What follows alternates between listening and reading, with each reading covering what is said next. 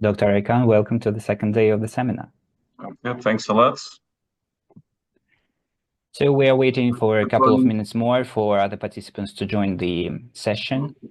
And we're about to start, so if you'd like to share some thoughts. Yes, actually, it was really very beneficial first day. Thanks a lot for all speakers and presentations. Actually, we hope that it will be another very beneficial and useful for all audiences second day. Thanks a lot again, actually. As I told actually yesterday, I think we need to plan, organize such kind of events again every year, maybe, because physical meetings is of course very good, but why not? We can also organize other training sessions like this one online. It's easier so to meet, and it's really very beneficial to increase the collaboration between us actually. And maybe we can emphasize again the thing that I think presentation is very useful, but we can make it more interactive. I think there's not so many questions. It's very useful for all audiences, but questions are not so much. As I mentioned yesterday, that's probably our audience just shy to ask questions to speakers. I don't know what's happening, but yeah, just call everyone to provide their questions to speakers. You can raise your hand, you can send your question via chat, and that will be very interactive in terms of the discussion and understanding of the topic that's presented by speakers. Yes. Absolutely agree. And yeah, we'll probably include it in the AECSD plan for 2025 to have a couple of online sessions, probably for the specific topics, for example. Yeah, that's a good format. Yes. Okay, so 5 minutes past 10, then I propose to start the session. Yes. If you don't mind. And currently we have about 50 participants joined, but I hope that colleagues will be coming more and more to the session. So today we will be speaking on 3 topics, and there will be 3 sessions today. First one will be dedicated to compliance and KYC in depository business. The second one will be about risk management, business continuity, and adaptation to new challenges. And the last session will be dedicated to settlement and clearing. So I propose to start, and the first session for today's will be opened by the representatives of MKK, the Central Depository of Turkey. Miss Setenay YAYLA.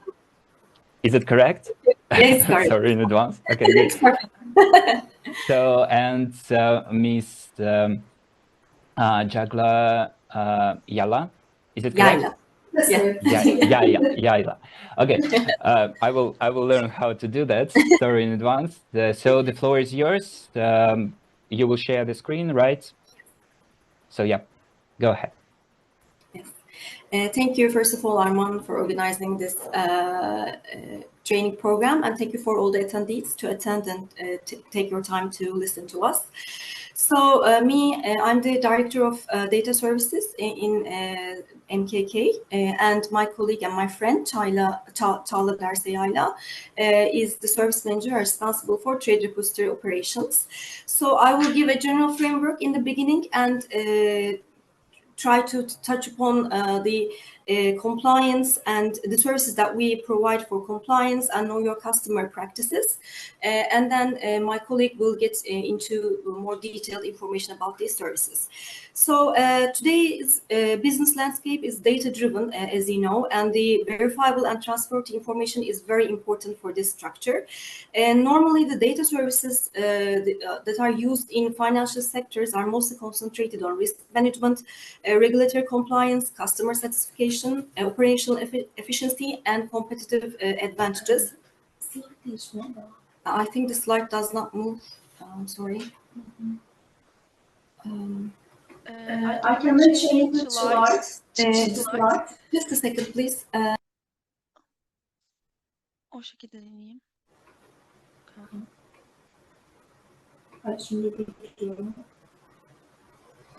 Just a sec, please. Sorry for the technical.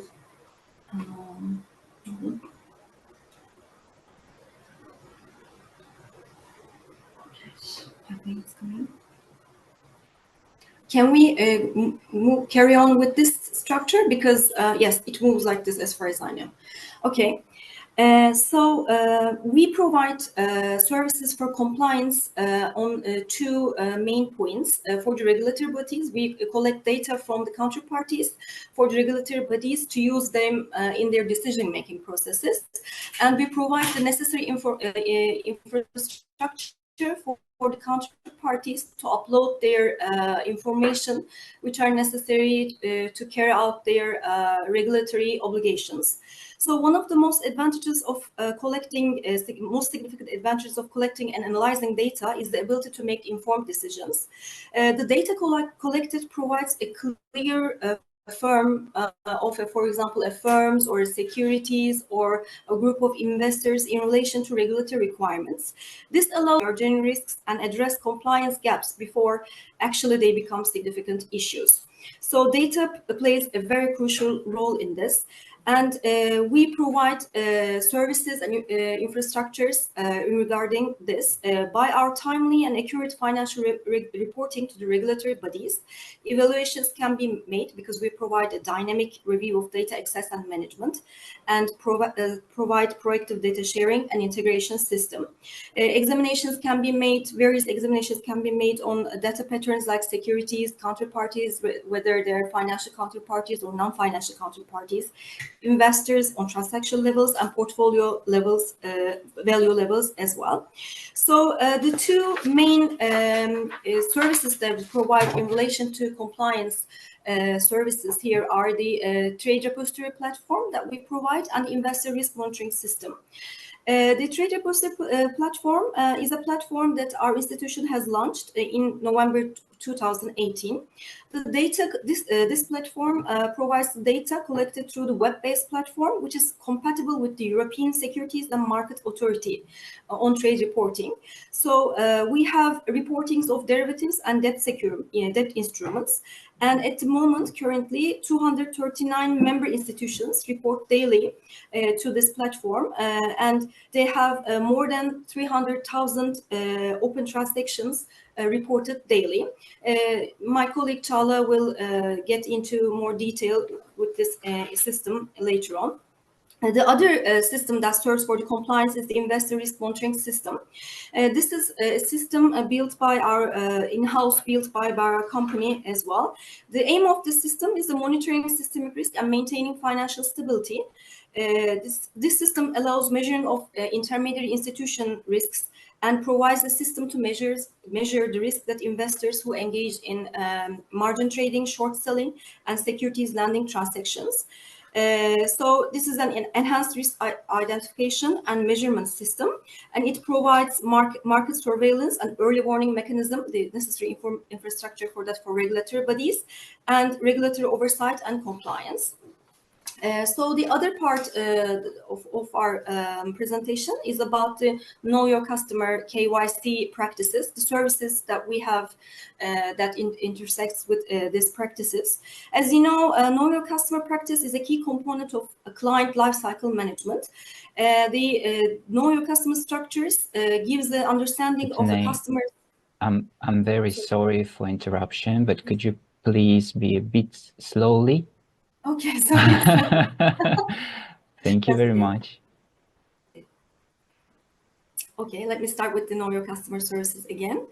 Know Your Customer practices is a key component of client lifecycle management, as you know, and these practices give an understanding of the customer's past onboarding requirements and helps to monitor customer-related risk throughout the life cycle of that relationship. And the data is the lifeblood that connects these processes. So our data-driven approach is used in services that help with this Know Your Customer services.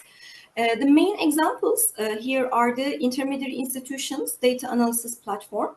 This is a business intelligence tool which enables the counterparties to compare themselves with peer groups based on, for example, they can compare their number of investors, their portfolio values with different demographic breakdowns. For example, they can compare the number of their investors in a city of Turkey with their peer group.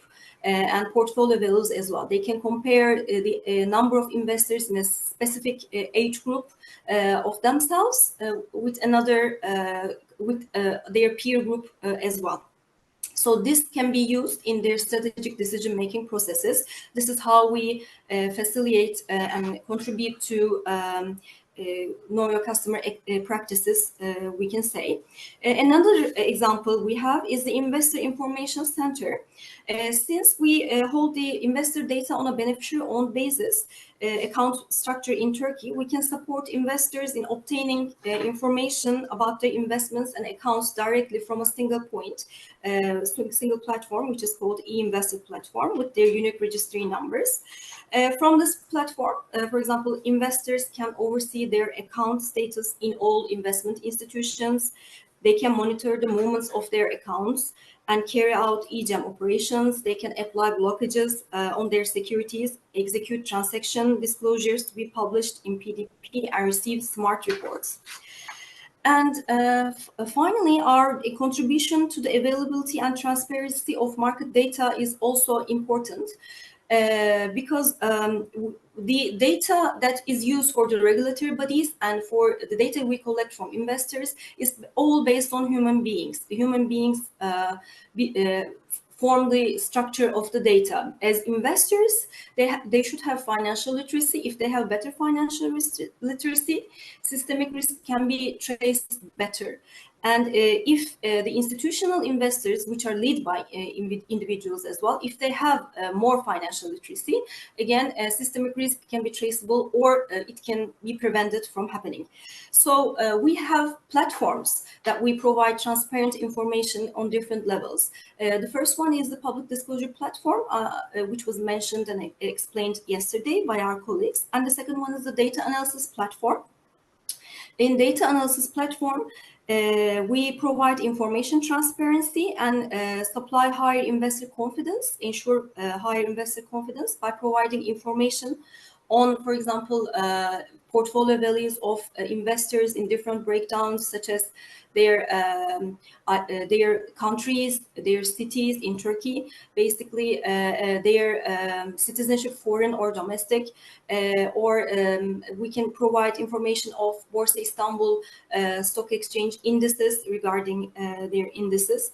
And because of this structure, we can, for example, track how the investment fund investors have gradually risen from 2.9 million to 5.4 million lately in the last 5 years, and how equity investors has risen from 1.2 million to more than 7 million, currently 6.8 in the last days, to nearly 7 million investors lately, after, especially in the post-COVID area. Due to this infrastructure behind, we can also track the trend of general assemblies and the number of companies with women chairman of board of directors. We can have all of this information in this platform. Also, the information decision making is provided by presenting the indices that we create with our own abilities and skills. And the one is the investor risk tendency, which measures the risk tendencies of the investment groups, different investment groups, for example, the domestic investment groups, the real investment groups and funds, and etc. And we can compare them, and this is published weekly in our website. And finally, the real estate based on developing financial information system. This is another platform that provides transparency of data. This supplies increased choice of investment alternatives and higher diversification of investor portfolios in capital markets by facilitating access to product, issuer, and performance information on lease certificates, real estate investment company shares, and real estate investment funds traded in Borsa Istanbul. And my colleague will get into more information regarding these platforms as well. So I pass my role to her and give the floor to my colleague, and I will make the final comments afterwards. Thank you.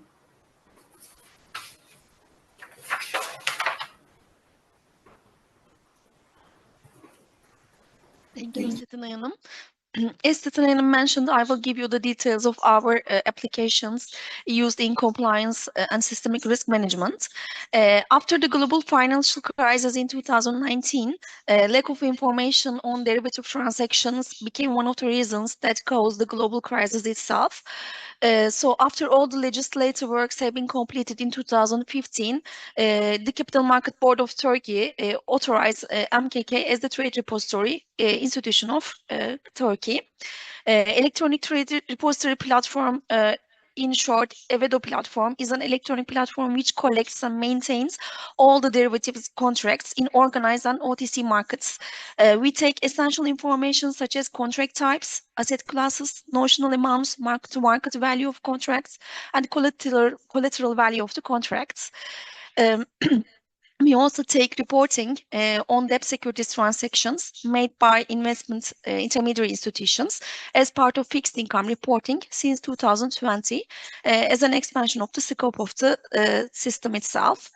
As Setenay mentioned, all the reporting should be based on international standards, so all of the regulations are compatible with the ESMA standards. If you look at the numbers and the statistics, you can see how many notifications are made by how many members on a daily basis.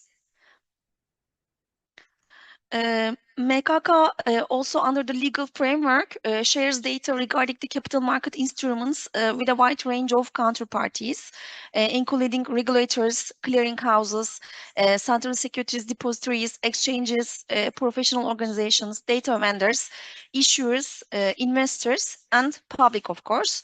The data is shared daily, hourly, weekly, monthly, quarterly, and on annual basis. And if you see the numbers, you can see the importance of MKK as a data center itself. So it brings a wide range of counterparties together when it comes to data sharing.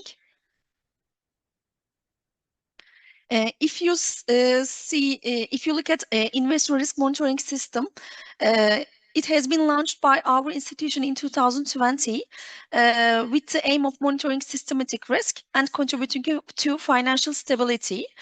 It collects data regarding margin trading, short selling, securities lending transactions, and finally clearing obligations are also added to the system.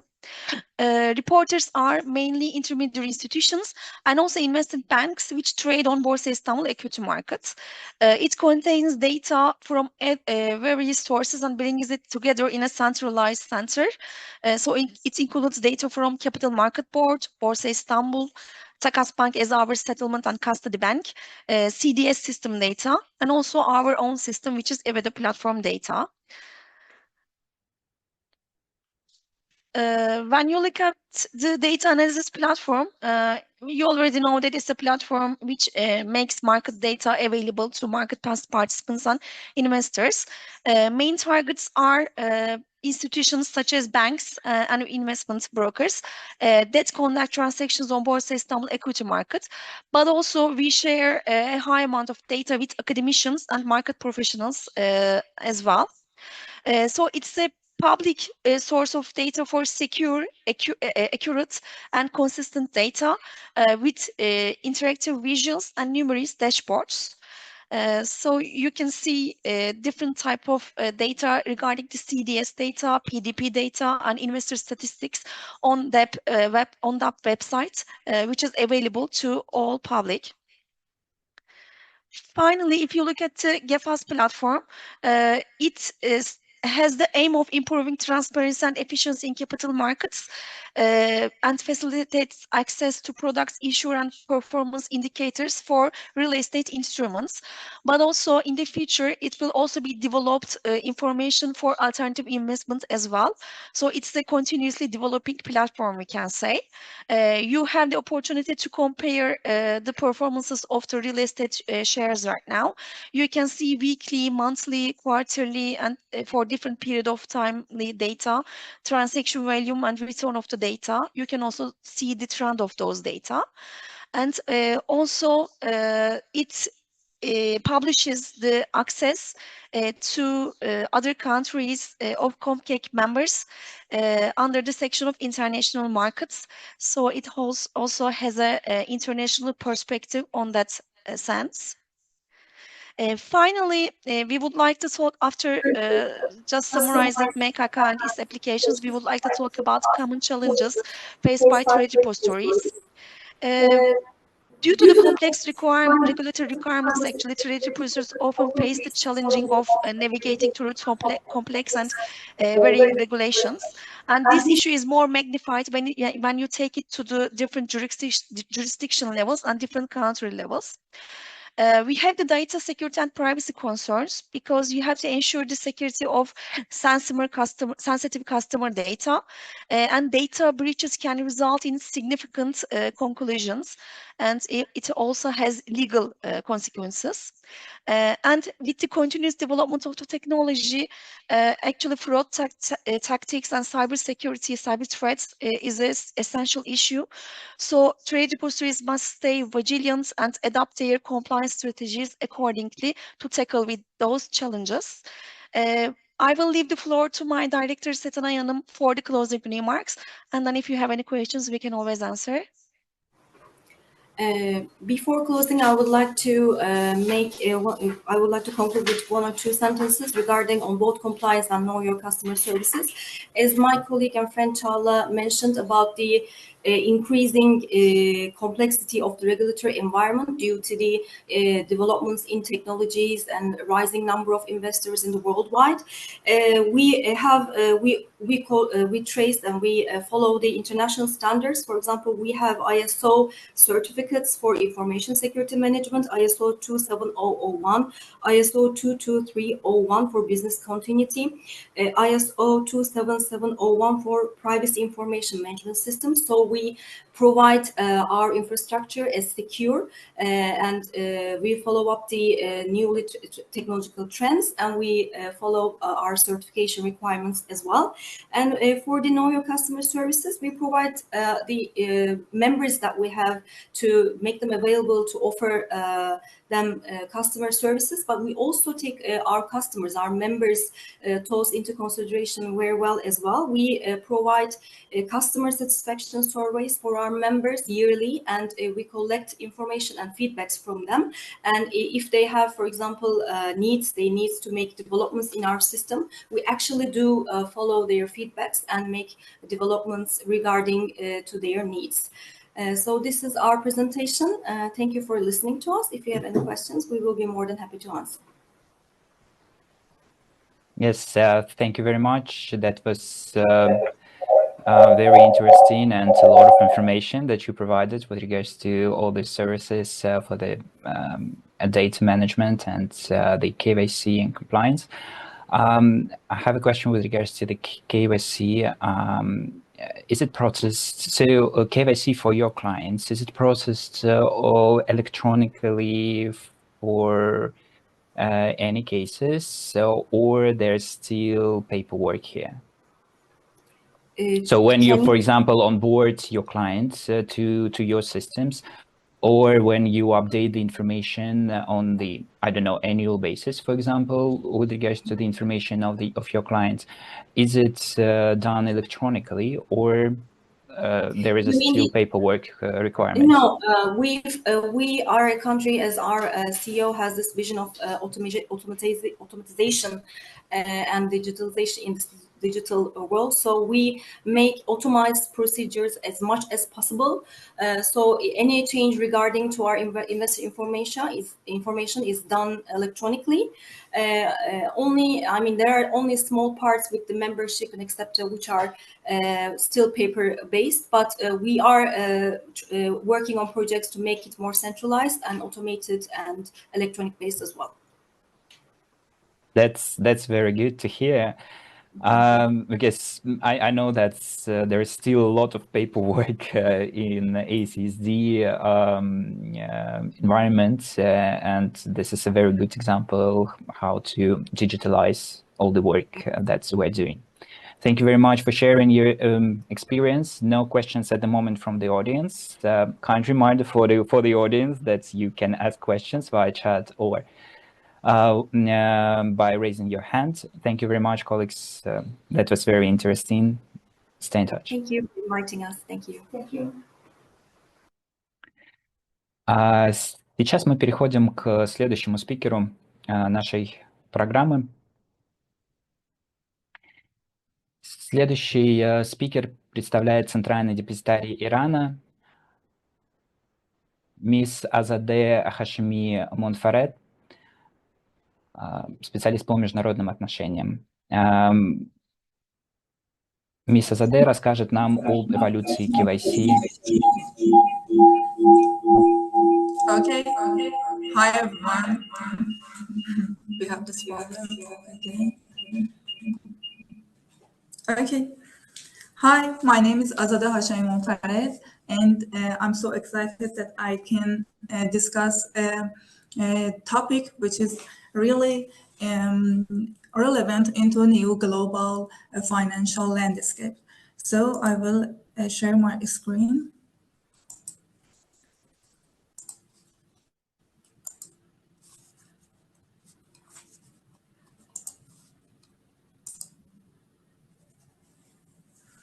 So the title is The Evolution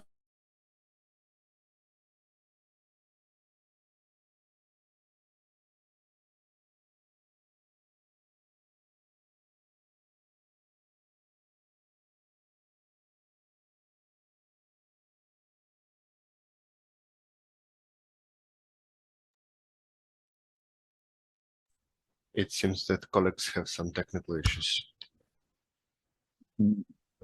Yes.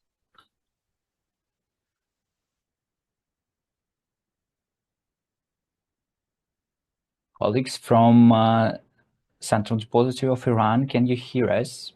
Because it seems we lost the connection. Yes, now we can see you.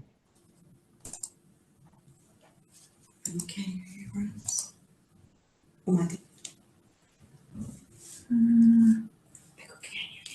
Can you hear me? Yes, we can hear you. We can see you.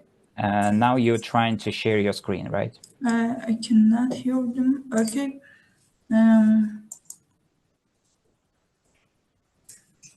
Okay.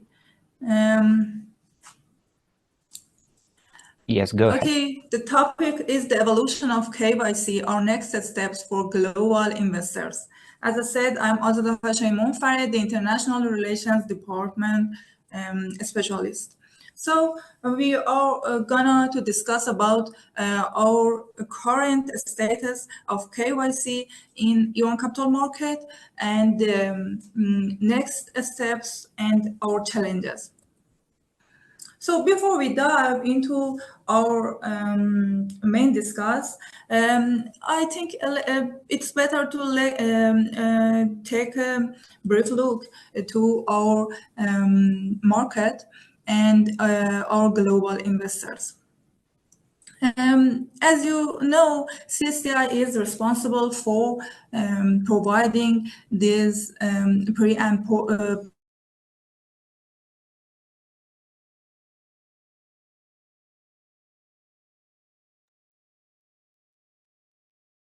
Have we lost the sound?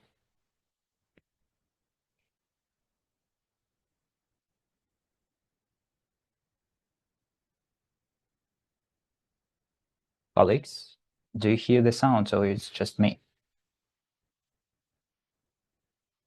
No, there is no sound. No sound. Okay. Colleagues from Central Depository of Iran, we lost you again.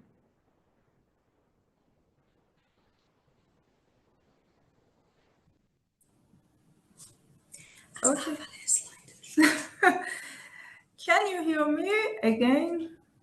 Yes, we can hear you now. And I have to start from the first page. Yes, we just saw the first page. Okay. I will do it again.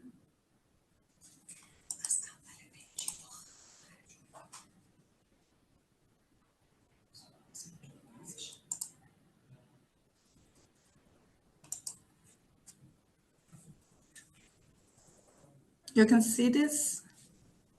We now can see just your screen without the presentation.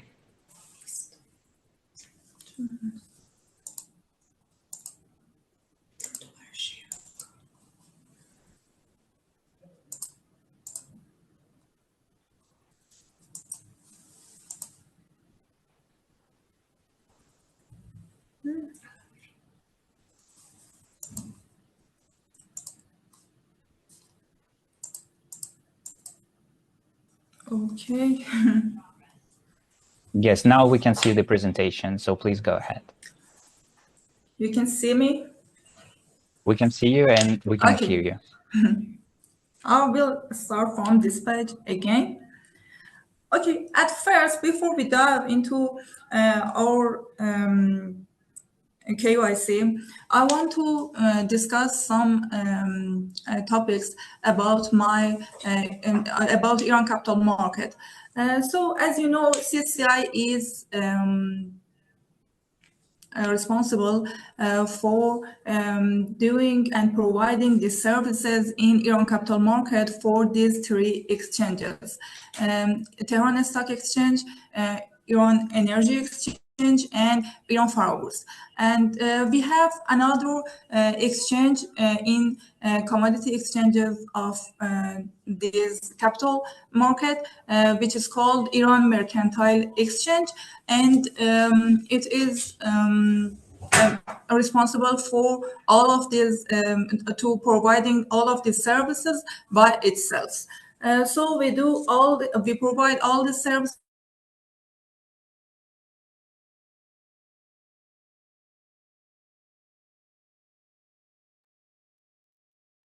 Seems we lost you again.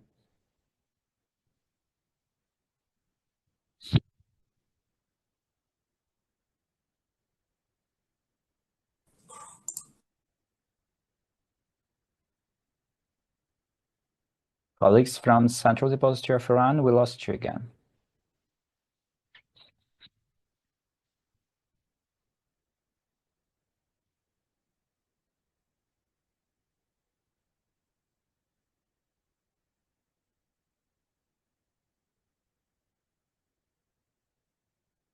Welcome back. You are muted. Unmute yourself to speak.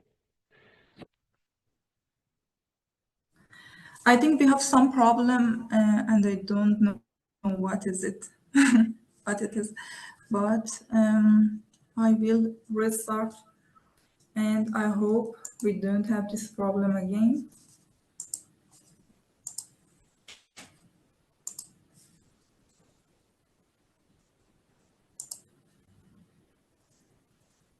Okay.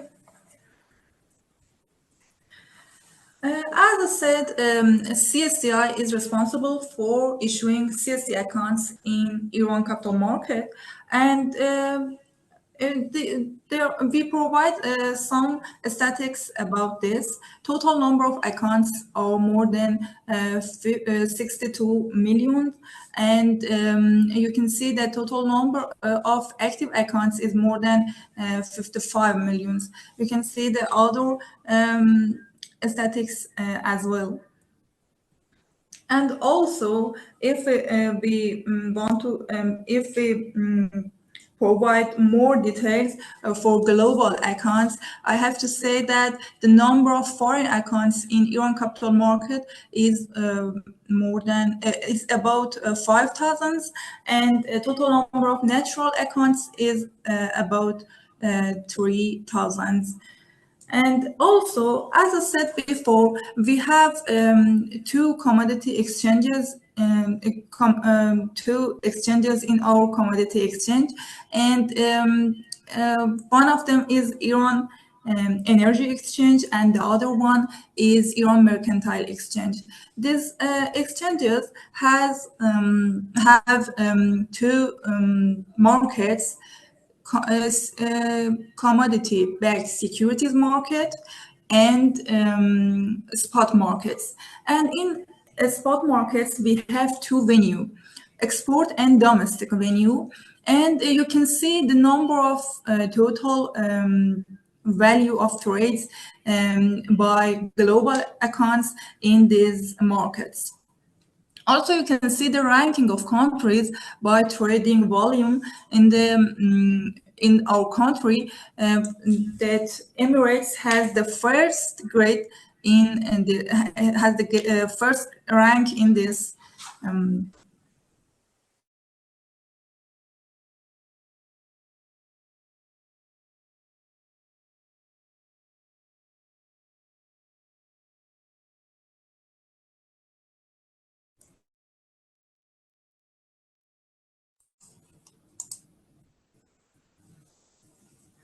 Disconnect.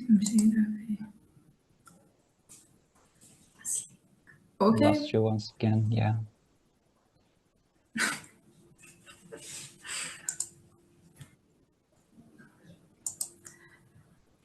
It is my routine to Reconnect. join the meeting again.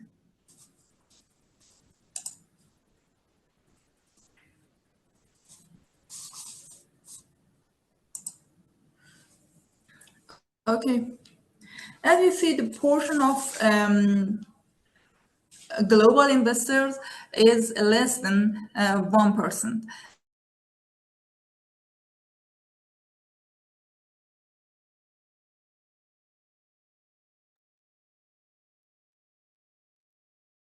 We cannot hear the sound, unfortunately. So probably we should move forward, and probably you can use another device to connect. Maybe there is some technical issues, if you can hear me.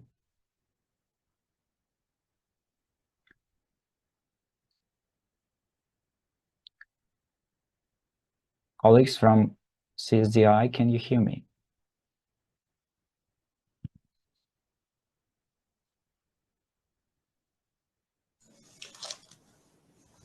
Hello, Arman, and sorry for the interruptions. I totally agree. Please go forward, and I will change the system. We will switch to the next speaker now, yeah, sure. And we will get back to you once you just let us know whenever you're ready. Okay. So probably it's better to use another device or something like that to fix the technical issues. No worries. We'll get back to you. Thank you for your patience.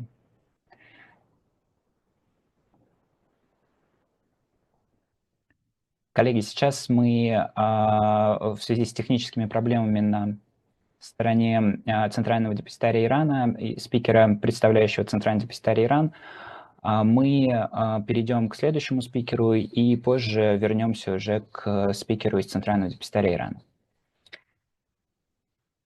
Следующим спикером я приглашаю представителя Центрального депозитария Армении Армана Гомкtsяна. Извините,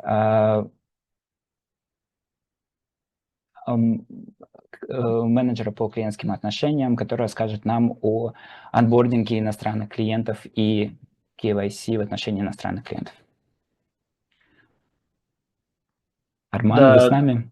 Да, я здесь. Сейчас один момент.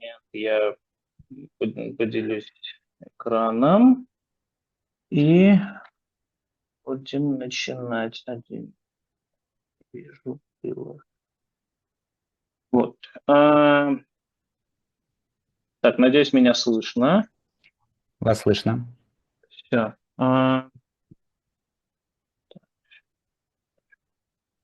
И мы видим вашу презентацию. Вы можете начать. Да, коллеги, я сегодня буду выступать немножечко с такой немножечко нестандартной темой, наверное, в рамках нашего семинара, потому что у нас так как в объявленной теме указано, что вот онбординг с иностранных клиентов с точки зрения клиентского менеджера будет здесь немножечко представлен, потому что нужно понимать, как бы, вот, у нас есть определенная, вот, у Центрального депозитария Армении есть такая миссия, наша одна из целей – это расширение нашего международного присутствия. Я как клиентский менеджер, ответственный за международные, в том числе международных наших клиентов, и в том числе за наш онбординг у других международных организаций, очень часто сталкиваюсь с комплайенсом, с процедурами KYC, что в целом в последнее время из-за увеличения количества различных международных требований, санкций, развития международного регулирования в области комплайенса, противодействия отмывания денег, борьбе с финансированием терроризма. В целом это логично, но в то же время большинство коллег здесь представленных, они, наверное, обсуждают, рассказывали тут скорее чисто KYC точки зрения, compliance точки зрения. Я же попробую вот такой немножечко нестандартный взгляд здесь представить. Для понимания, у нас процедура онбординга проходит несколько этапов. Мы сначала получаем первоначальный запрос от клиента от потенциального пока еще клиента на получение статуса участника и открытие счетов, в том числе ценных бумаг или денежных счетов в Центральном депозитарии. И дальше первым же этапом следующим у нас идет KYC вместе с проверкой юридических документов, но это не наша тема. Основные, с точки зрения клиента, основные вопросы касательно KYC – это серьезная такая непрозрачность со стороны большого количества финансовых институтов, их комплайенс-процедур. В целом, эта непрозрачность очень легко объясняется. Объясняется это тем, чтобы было сложнее эти комплайенс-процедуры обмануть. Но в то же время тут, пытаясь соблюсти этот баланс, мы пытаемся как-то сократить наши процедуры, немножечко ограничить наших коллег из комплайенса в их, как бы так выразиться, в их аппетитах.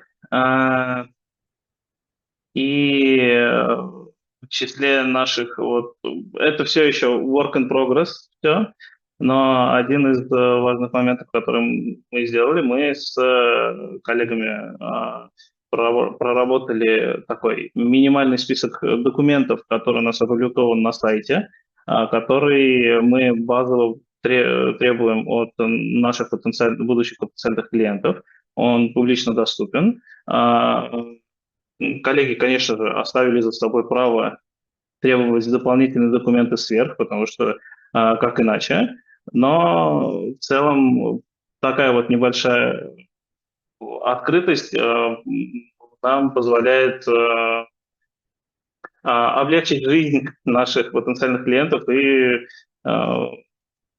помочь им в прохождении этой процедуры более оперативно, гладко и без причинения лишних проблем и забот, что в рамках исполнения миссии это очень и очень важно. В целом, Извиняюсь.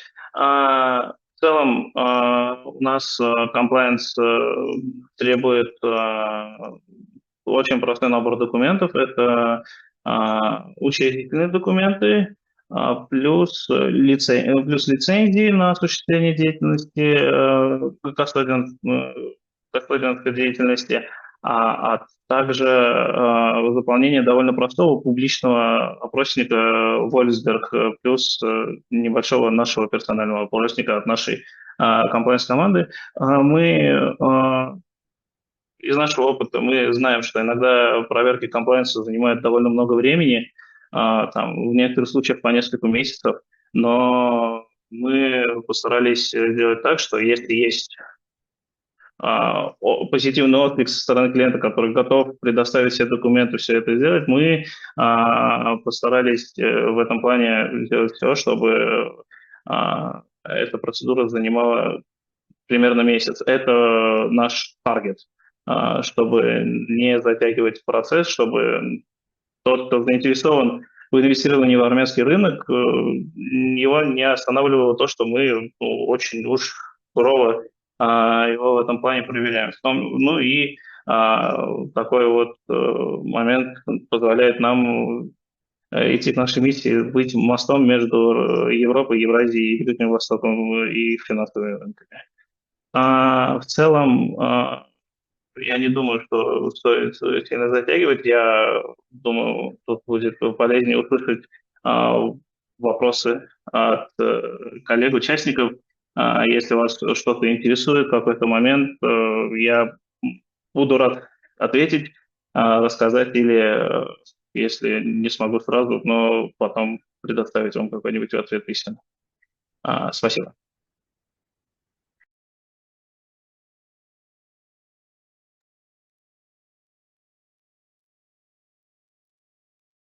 Да, спасибо большое, Арман. Очень практично и действительно интересно, как это на практике происходит у вас в депозитарии. Спасибо большое. Я хотел спросить по поводу Depend Provision. Для участия в Depend Provision иностранному юридическому лицу ему не требуется получение локальных ключей, ну, например, армянского центра сертификации? Нет. То есть работает примерно так же, как Swift RMA, да?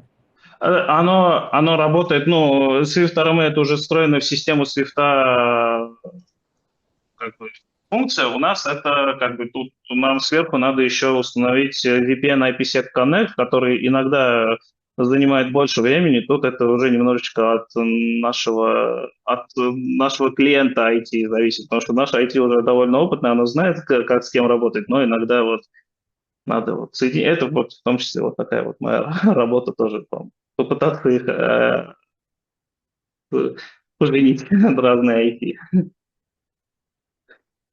Понятно, спасибо большое. Ну, в любом случае, это очень удобно, когда не нужно проходить вот сертификацию и получать ключи, которые требуются непосредственно в юрисдикции, в которой работаешь. Да, это очень удобно, да. Спасибо большое. Тогда, пока вопросов от аудитории нет, остаемся на связи. Спасибо.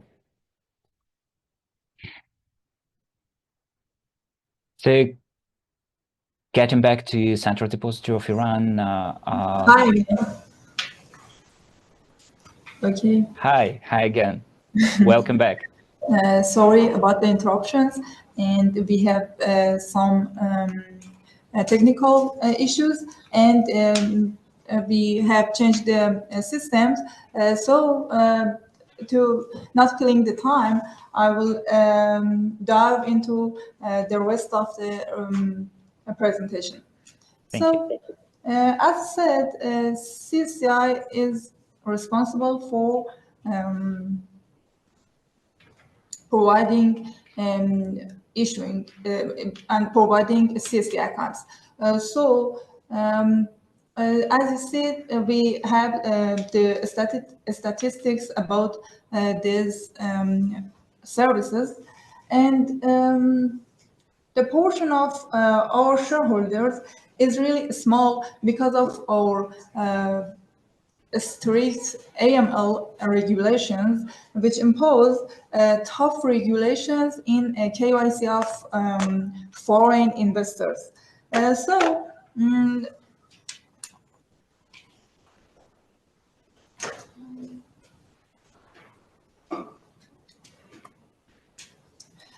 A new innovation has started, and we formed a committee which is called CSDI International Business Development Committee. And you can see the department that participate in this committee. And we started to change and find some solutions to facilitate these challenges and to improve our KYC process. As you can see, the current status of our KYC process for foreign investors is at in this diagram, and this diagram is based on all the regulations and which are noted in at the bottom of the page, and you can see them in our website. Also, I have to mention that every person who want to join our market, it has to travel Iran at least once, and they have to do all this process in person in one of our brokerage firms, which are authorized by our SEO, our Securities and Exchange Organization. So they have to go to the brokerage firms, submitting the required documents in person and filling their identity verification forms. Also, this brokerage firm has to send all the documents to CSDI and obtain and our operating department obtain a foreigner ID code for them, and CSD account will be issued by CSDI. You can see the required documents for identity verification for natural individuals and legal entities, that you can see all of them. And I have to note that my certificate is a kind of identity verification, which is for all the refugees and illegal refugees in our country that provide for them some rights, and it is important that all the people in the country, all the refugees in our country have one of these documents. Also, you can see the legal entities documents. Next steps, what we are working towards. The first step is that we think a lot about that, was the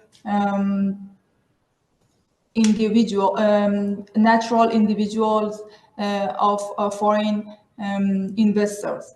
And we try to make an online CIGS KYC for them.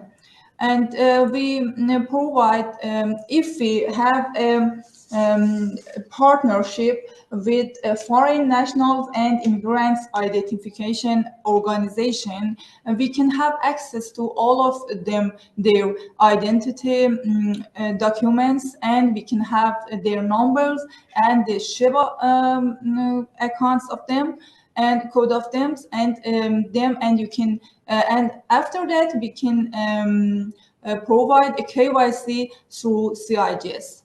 Also, for legal entities, we can provide new features in Kara. Kara is a system that provide good communication and facilitate communication between brokerage firms and CSDI in Iran, and people who have the legal entities can do their procedure through this system. And the last step is having all of this process in an online way. Also, the second step is classifying services. With this service, with this job, we can open Iran capital market for any overseas investors, and every person from around the world can do its KYC without traveling to Iran. And with some limitation, we can provide some of our services for people who don't travel to Iran. Also, we can have a partnership with Iranian embassies, and we can do our KYC in other countries. But it needs more consideration, and it maybe happen in some years later. But we have some joint collaboration too, that when we have some MOU with other countries or other CSDs, we can act like a custodian, or we can have omnibus accounts and provide them for the other CSDs. So I think very clear initiative is one of these kinds of our KYCs, and it can really be helpful in our next KYCs process. And the current stage, no, we are providing some revision of laws and some revision of process, because we have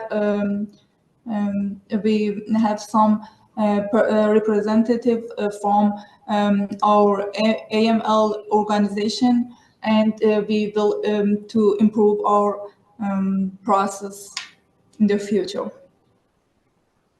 And it's the end. I have written a poem of Rumi, which said that maybe you are searching among the branches for what only appears in the roots.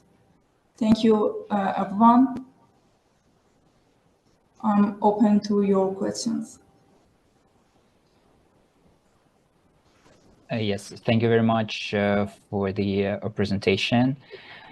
And so currently I don't see any questions from the audience, but it was very interesting to hear how the foreign investors and how the Central Depository of Iran interact with the foreign investors, and how many foreign investors in Iran actually. So that was very interesting. Thank you very much for sharing, and stay in touch. Thank you. Так, уважаемые коллеги, мы приносим извинения за небольшие сдвиги в программе по времени. Сейчас мы, чтобы не терять время, сразу переходим к следующей сессии, посвященной обсуждению риск-менеджмента, непрерывности бизнеса и адаптации центральных депозитариев к новым вызовам. Сессию откроет представитель Центрального депозитария Ирана, мисс Эльназ Хамидия, специалист юридического департамента. Miss Elnaz, can you hear us?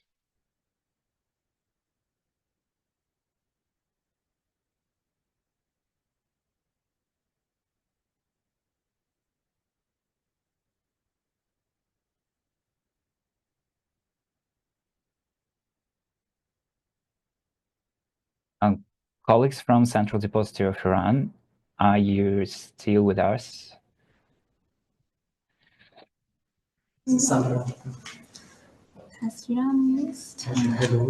Hello to our dear audience. I'm Elnaz Hamidie from Legal Affairs Department of CSDI. It is my honor to have this chance to participate in this seminar and present the cross-border interaction between CSD's legal aspects. Today, we want to talk about some legal aspects and legal dimensions of joint projects that they are defined between CSDs, and they create international cooperation and international communication. So I share my document with you and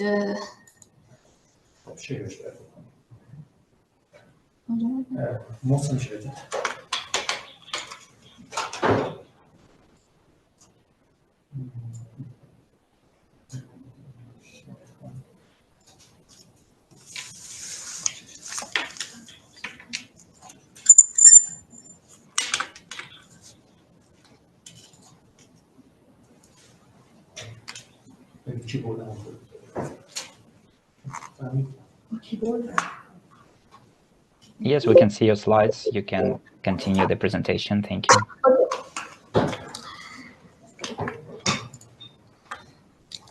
As you know, generally, financial markets are developing and growing, and capital markets, as one of the most important financial markets, are not excluded in the path of growing and development in its businesses.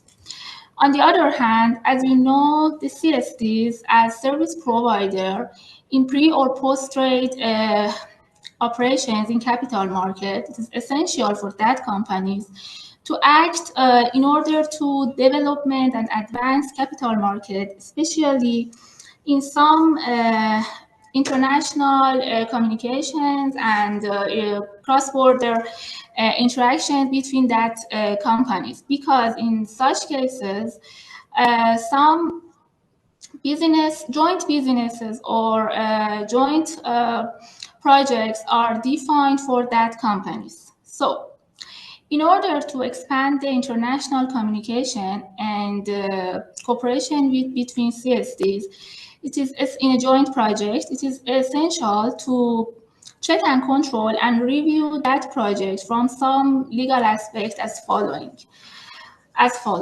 Number one, legal environment. Number two, legal framework. And number three, legal requirements. Although all of them are so important for a business, but because we have time limitation, I had to choose and I had to speak about one of them, and that is legal framework. So let me change the slide into this one. Legal framework. Generally, legal framework is a legal way of communication between companies. In this aspect, it is necessary to note that a legal document or a legal framework should be designed based on the business dimensions. Also, it is necessary and essential to note that a comprehensive legal document such as a cross-border agreement must be included generally between governments and sometimes between CSDs. So, the most important content of the legal framework or legal documents are, number one, determining business and technical aspects. It means a cross-border agreement must include and must contain the technical and business dimension in addition to legal dimensions. So it is important and essential that an agreement is prepared and designed based on the business. Number two, terms and conditions. It means a cross-border agreement must identify and specify the obligation of each party and meeting commitment or guarantee of enforcement in the case of any violations or defaults. Number three, terminations. It means when does a cross-border agreement end and what are the effects of cross-border agreement termination. And the last one is dispute settlement. Imagine the parties of a cross-border agreement are in dispute, and then it is necessary and essential to know what is the dispute settlement mechanism and what are the dispute settlement authorities. For example, the parties are referred to a court, arbitration, or any other dispute settlement mechanism.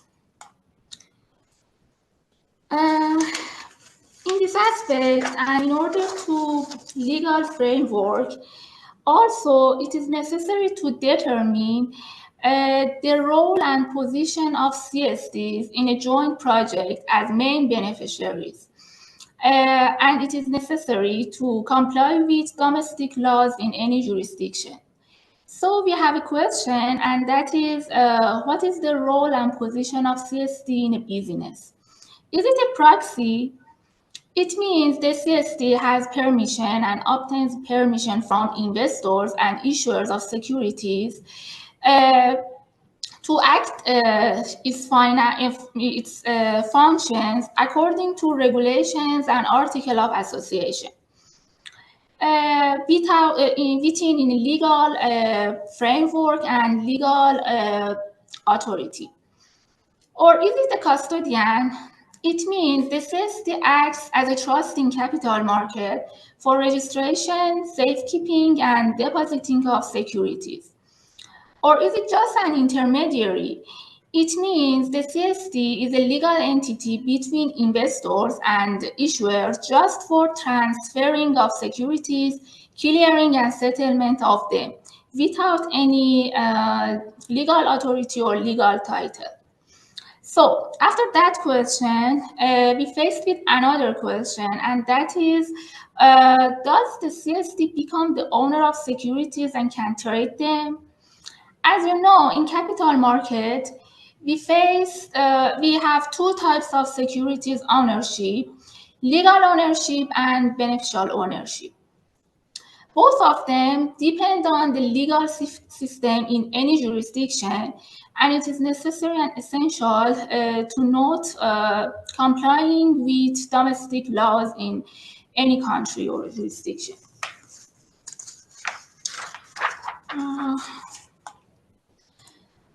At this time, I want to speak about some legal solution for any consideration or challenge between CSDs in a joint project. And I want to speak about legal due diligence. Do you know about legal due diligence and its functions? Generally, in order to detailed review and assess the legal aspects or legal dimension of a joint project between CSDs, it is essential to identify and specify the other dimensions, especially business aspects. On the other hand, as you know, in capital market, the CSDs as service provider act in some areas according to regulation and article of association, such as pre or post-trade operations, corporate actions, legal actions in some capital markets like Iran's capital market, value-add services, or some services, for example, in risk management. So, definition: a project for CSDs is for their most important functions, but in some cases, some joint projects and joint businesses are defined for that companies with legal or regulatory gaps, or exist legal principles or regulation or legal environment may not be appropriate for that project. So in these cases, in such cases, we can use legal due diligence. And by legal due diligence, we can help to legalization of a project between CSDs. Another effect of legal due diligence is providing a precise and appropriate legal solution for any consideration and challenge between CSDs in a joint project. Of course, for doing legal due diligence better, the capital market legal specialist must completely control over the business, know operational dimensions and legal bottlenecks. I prepared about 11 slides for you for sharing, but because we have time limitation, I respect my own time, and I will provide my document to International Affairs Department of our company, CSDI, for sharing them with you if you would like. At the end, I hope by considering and paying attention to various dimensions and various aspects of a joint project between CSDs, we can act to develop and advance cross-border interactions in financial markets, especially in capital market. Many thanks for your attention, and I prepare for any Q&A. Thank you. Thank you very much. That was very interesting, and you broadly covered different aspects of the collaboration between the central depositories of different markets and different jurisdictions. And indeed, there are a lot of aspects to look at when you're trying to establish the cross-border links with different jurisdictions, and you're absolutely right in that part. So thank you very much for sharing. No questions from the audience at the moment. Yeah, stay in touch. Thank you very much. Thank you. And please do share your slides with AECSD Secretariat so we can distribute them to the audience. Thank you very much. Of course. Thank you so much.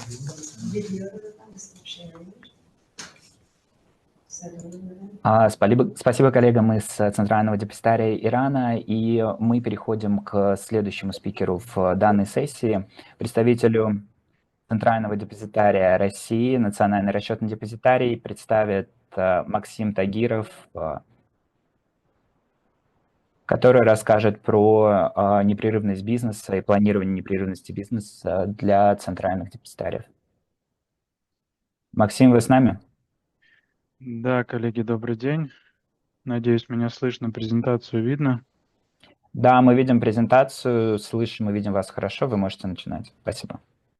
Да, коллеги, еще раз спасибо за предоставленное слово, возможность принять участие в семинаре.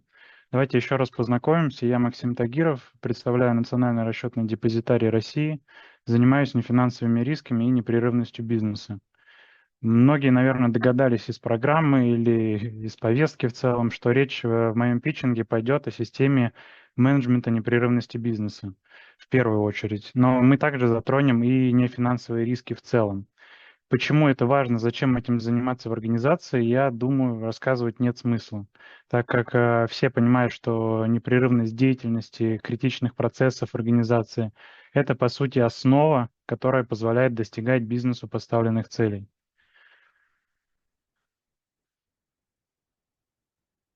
Что мы понимаем под системой менеджмента непрерывности бизнеса? Во-первых, это часть общей системы управления организацией. Во-вторых, это комплекс мероприятий, направленных на обеспечение устойчивости выполнения критичных бизнес-процессов в условиях нештатной ситуации. Хотелось бы отметить ключевые цели такой системы. Первое, безусловно, это безопасность персонала. Это также снижение ущерба от нештатной ситуации, управляемость и согласованность при чрезвычайных ситуациях. То есть, по сути, выработка сценариев реагирования на такие ситуации. Какие угрозы непрерывности существуют? Здесь перечислен далеко не весь список, но тем не менее, верхнеуровневый – это потеря персонала, это пожар, это потеря ИТ-инфраструктуры, кибератаки, террористические угрозы и различные техногенные и природные катастрофы. Если рассматривать все возможные финансовые и нефинансовые риски, да, здесь мы обращаем внимание на график на слайде справа, то можно увидеть, что по распределению влияния и вероятности где-то в левом нижнем углу графика там, где у нас низкая вероятность и незначительное влияние, находятся риски, с которыми организация, скорее всего, как бы работать и целенаправленно их митигировать не будет. То есть, вероятнее всего, риски будут приниматься. Если говорить про правую часть, где у нас высокая вероятность... Прошу прощения. Да, где у нас высокая вероятность, то там работает система управления рисками в организации в целом. Это, соответственно, которая включает в себя контроли, мониторинг, инцидент-менеджмент, мероприятия по митигации и так далее, и так далее. И вот в левом верхнем углу для рисков, так скажем, с высоким влиянием и с низкой вероятностью как раз-таки применима система непрерывности, система менеджмента непрерывности бизнеса. То есть, если говорить своими словами, то какой-нибудь незначительный инцидент в IT или в информационной безопасности, скорее всего, попадет в стандартную систему управления рисками. Если же говорить про масштабные киберугрозы, например, про DDoS-атаки с последующим блокированием ключевого ПО, то это, безусловно, прерогатива системы непрерывности, системы менеджмента непрерывности бизнеса. Также отдельно хочется отметить, что Национальный расчетный депозитарий, да, Центральный депозитарий России в первую очередь ориентируется на применение лучших международных практик в области обеспечения непрерывности бизнеса. Тут я подразумеваю ISO 22301. И отдельно отмечу, что устранение последствий инцидентов, не нарушающих режим повседневной работы, функционирования организации, осуществляется в рамках процесса управления инцидентами и лежит за рамками BCM. Немного о стратегии обеспечения непрерывности бизнеса. Сразу хочу оговориться, что стратегия в данном случае – это не дорожная карта с мероприятиями, которые организация реализует к конкретному году. В данном случае это правила, подходы к обеспечению непрерывности деятельности в условиях чрезвычайной ситуации. Давайте по шагам разберем, из чего стратегия состоит. Первое. Нам необходимо определить приоритеты развития, то есть миссию, видение, цели. Второе. Определяем стейкхолдеров, которыми являются акционеры, клиенты, регулятор и другие участники финансового рынка. Третье. Идентифицируем угрозы и риски непрерывности деятельности, внешние, внутренние факторы, неподконтрольные события. Четвертое. BIA, по-русски анализ влияния на бизнес, в рамках которого рассматриваются потенциальные негативные последствия. Оценка критичности поставщиков. Далее, как продолжение четвертого пункта, определяем основные и поддерживающие процессы, определяем целевые показатели восстановления РТО, РПО, определяем основные критичные процессы, соответствие внутренним и внешним обязательствам. Шестое. Ключевые ресурсы, то есть персонал, технологии, информация и инфраструктура. Далее последним пунктом идет безопасность, резервирование, ну и, соответственно, план деятельности на случай чрезвычайной ситуации. Далее, давайте чуть подробнее расскажу про подходы к защите как раз-таки ключевых ресурсов, о которых я говорил ранее. Здесь я имею в виду сохранность персонала, технологий, информации, объектов инфраструктуры. В части технологий из инструментов митигации мы используем территориально распределенное резервирование дата-центров уровня не ниже Tier-2, резервирование линий связей, соглашение об уровне сервиса, так называемые SLA, процесс управления инцидентами, безусловно, тестирование ПО и DRP-тестирование. В части защиты информации подход в себя включает систему обеспечения информационной безопасности, безусловно, резервирование данных, удаленное хранение копий дистрибутивов и лицензионных ключей, а также определение целевых точек восстановления. В части инфраструктуры это резервный офис, это физическая безопасность, которая включает видеонаблюдение, системы контроля доступа, охрану, Также есть инфраструктурные решения, которые включают дизель-генераторные установки, источники бесперебойного питания, автоматические системы пожаротушения, оповещения, а также контроль за работой управляющей компании именно в части инженерного обслуживания. Переходим к персоналу. Сюда мы также можем отнести физическую безопасность на объектах, но кроме этого у нас еще включается политика профессионального развития сотрудников, обучение смежным областям, инструкции для работы с ПО, регламентация бизнес-процессов и планы обеспечения непрерывности и восстановления деятельности. Ну и последним пунктом здесь идет кадровый резерв. Давайте расскажем про то, что в себя включает план обеспечения непрерывности деятельности. Здесь речь в первую очередь пойдет про план верхнего уровня, так как подобные планы есть у каждого структурного подразделения, самостоятельного структурного подразделения. Так, соответственно, первое – это карта угроз, в которой, по сути, прописаны возможные сценарии нарушения штатного режима работы, объекты, на которые это потенциально повлияет, факторы, меры обеспечения непрерывности бизнеса. Далее идет порядок реагирования на инциденты, в котором зафиксирован, собственно, сам порядок оценки и эскалации ситуации. Тут имеется в виду схема внутреннего информирования о чрезвычайных ситуациях и действия профильных служб. Далее у нас определен состав комитета по управлению чрезвычайными ситуациями. И там же определено регламентное время сбора такого комитета.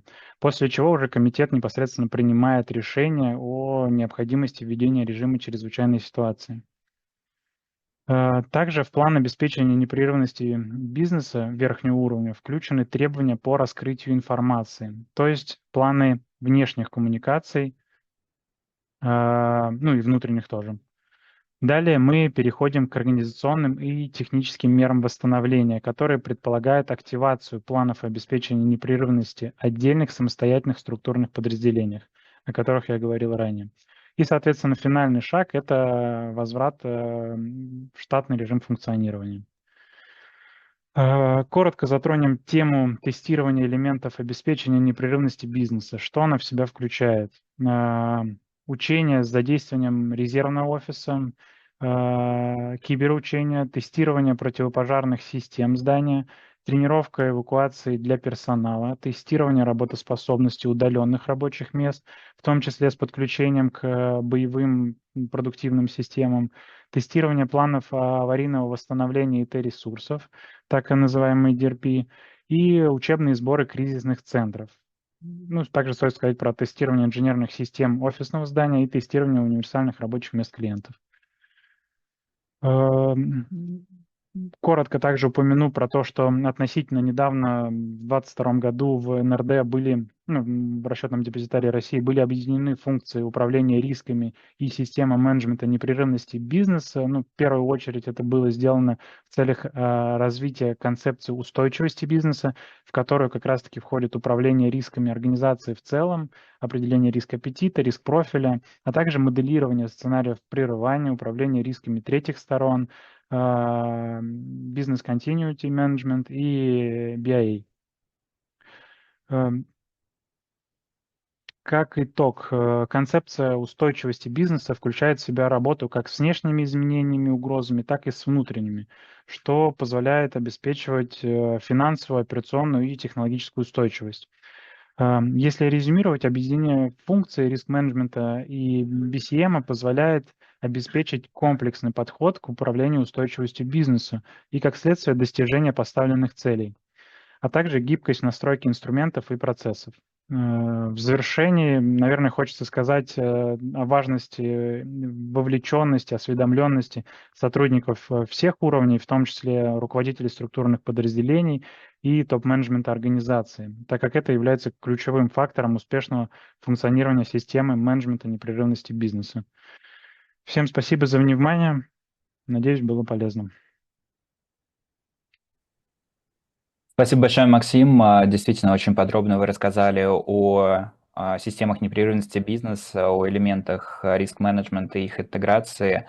Надеюсь, это очень полезно для наших участников, когда такие подробные доклады звучат о всех процессах.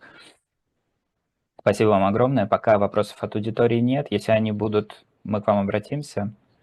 Да, еще раз Остаемся на спасибо. связи. Спасибо. Я приглашаю следующего спикера в данной сессии, представитель Центрального депозитария Турции, мистер Taraneh ULUTÜRK.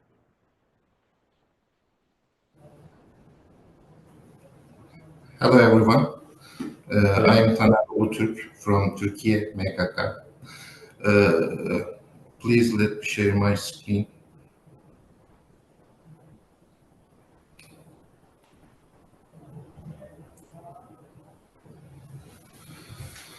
I am working at Information Security and Risk Management Department as Deputy Manager and responsible for the risk management and business continuity functions. Today, I would like to share some information about risk management and business continuity structure of MKK. Since CSDs are essential to the capital markets, their ability to manage risk, ensure continuity and resilience determines not only their success, but also the stability of the capital markets. I will start my presentation with important standards and principles, risk management framework, risk categories, risk responding strategies, risk and control structure, key risk indicators, and continue with the business continuity scope, policy, strategies and objectives, business continuity management system and organization, so on. At the final slide, I will talk about the emerging challenges.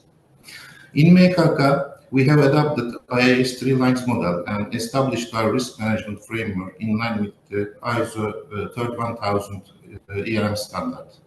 In addition to the ISO ERM standard, CPMI ESCO principles, COSO ERM and internal control framework, COBIT and ISO management systems are other main standards that we have adopted. As per the ISO ERM standard, risk management process starts with the determination of the scope. At this step, processes, services and units which should be included in the scope are determined. Then we move on to the second step, which is risk assessment. In the risk assessment phase, risks are identified, analyzed and assessed in line with the predetermined methodology. After assessing the risk, we should decide which responding strategy to apply. I will explain the responding strategy types in the following slides. And during the risk management process, monitoring and review and communication and coordination are the main elements. In MKK, monitoring and review activities are performed on a quarterly basis. On the other hand, communication and coordination plays a crucial role in all stages of the risk management process. In MKK, we classify the risks into 5 categories in line with the CPMI ESCO principles, which are compliance risk, credit and liquidity risk, investment and custody risk, general business risk, and operational risk. ISO ERM standard emphasizes that opportunities also should be evaluated and managed in line in the risk management process in addition to the risks. So, risk and opportunities are managed within the MKK ERM structure. Risks are identified, analyzed and evaluated in terms of impact and probability. In MKK, impact criteria for business risk is calculated by taking into account the financial, reputation, compliance and operational impact. And impact criteria for IT risk is calculated by taking into account the confidentiality, availability, and integrity of the data. After the risk assessment, risk mitigation action plan should be determined for the risks exceeding the risk appetite. Please note that risk appetite statement should be approved by the board of directors. As I mentioned before, risk reviews are quarterly performed and reported to the early detection of risk committee and top management in MKK. After assessing the risk and opportunities, responding strategies should be determined. For the risks, there are 4 strategies, which are avoidance, acceptance, mitigation, and transfer. And for the opportunities, responding strategies are exploiting, maintaining, enhancing, and sharing. In order to decide the most appropriate response to the risk and opportunities, a comprehensive analysis should be conducted based on the metrics such as risk appetite, cost-benefit analysis, stakeholder value, and regulatory requirements. In the risk assessment process, we first calculate the inherent risk level. Once the inherent risk level is determined, existing controls are evaluated in order to reach to the residual risk level. The stronger the controls, the lower the residual risk level. As I mentioned before, the impact level combined with the probability levels result in a risk level. We can determine the risk level according to our risk perception, or we can build a mathematical model to calculate the risk level. Here is an example of the risk map, and in this map, we should focus on the risks exceeding the risk appetite. Now, I would like to talk about key risk indicators. Key risk indicators are proactive early warning signals that provide information on the likelihood of occurrence or the direction of the impact of the risks. Key risk indicators enhance the effectiveness of the risk management process.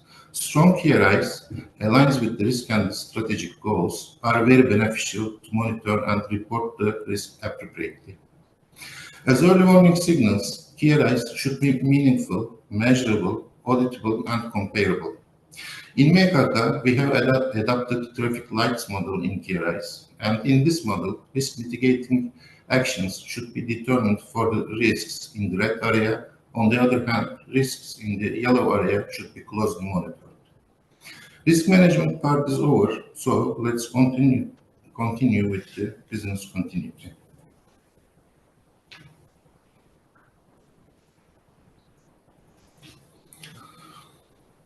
As we all know, ensuring uninterrupted services is non-negotiable for CSDs. Any failure can lead to market instability and loss of trust among stakeholders.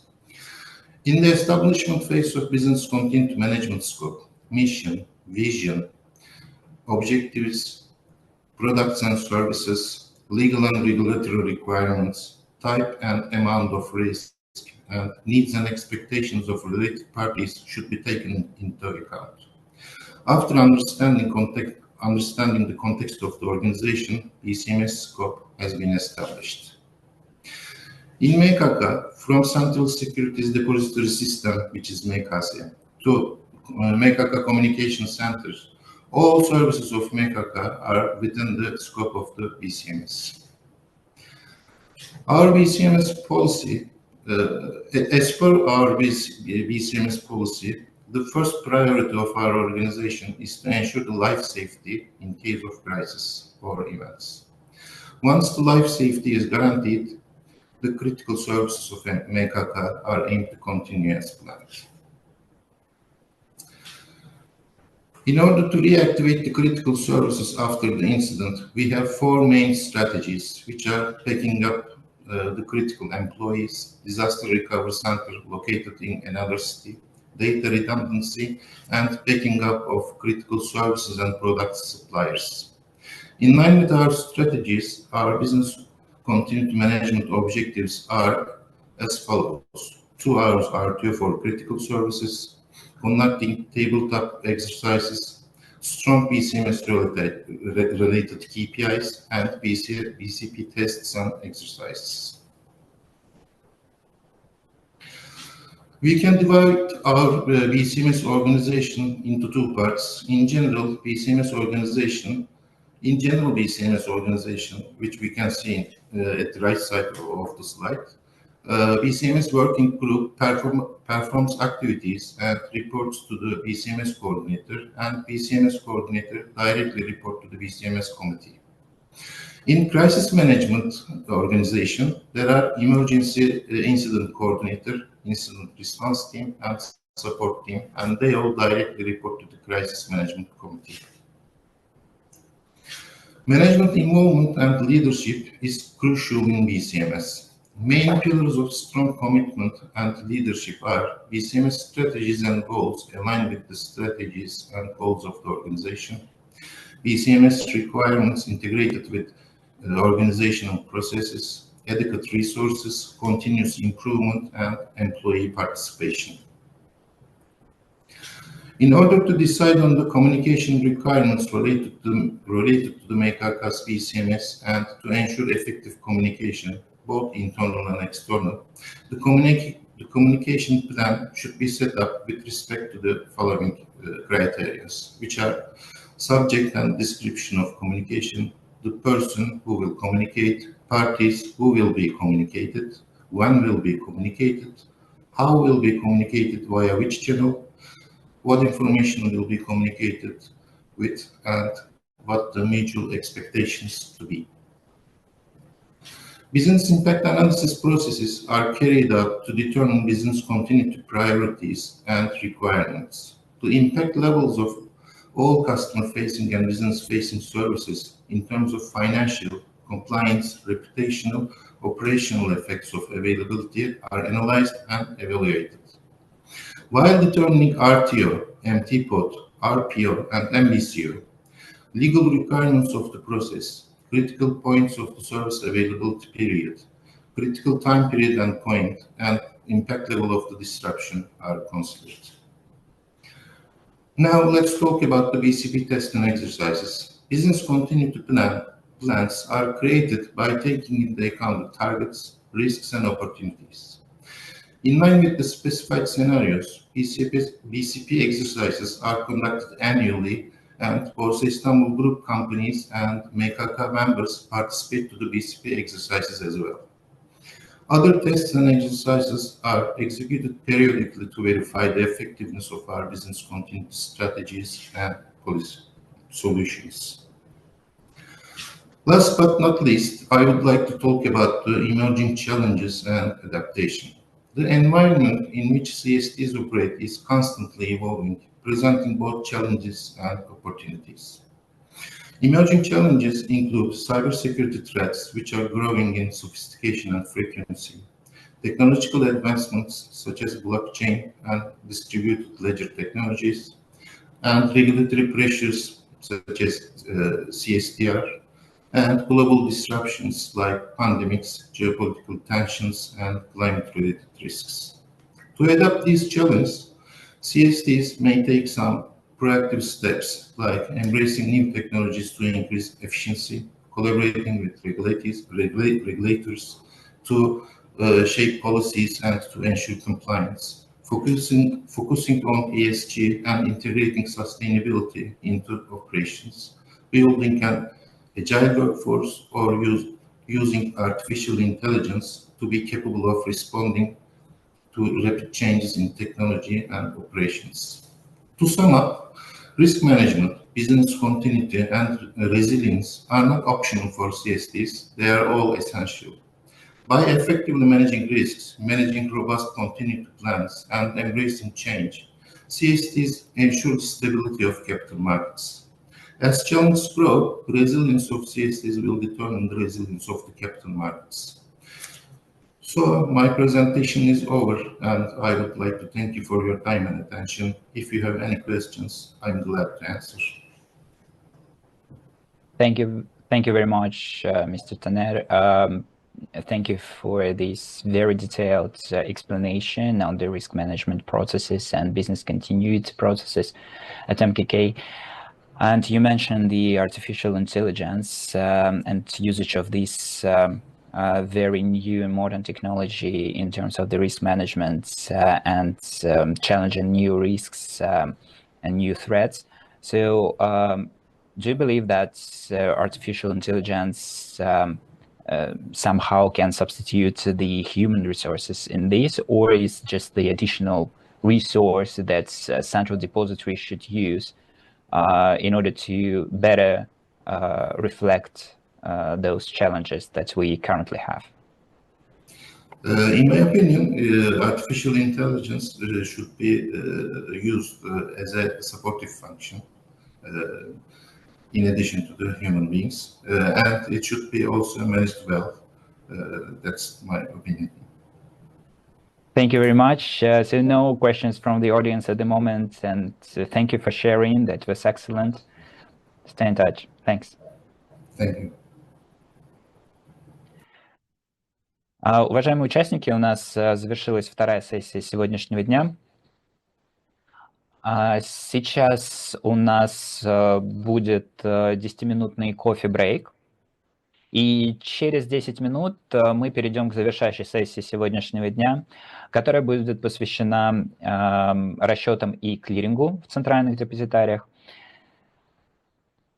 В этой сессии мы услышим двух спикеров, и после чего мы перейдем к завершающим ремаркам и завершим наш семинар. Мы встречаемся здесь через 10 минут. Спасибо большое. Всем приятного кофе-брейка.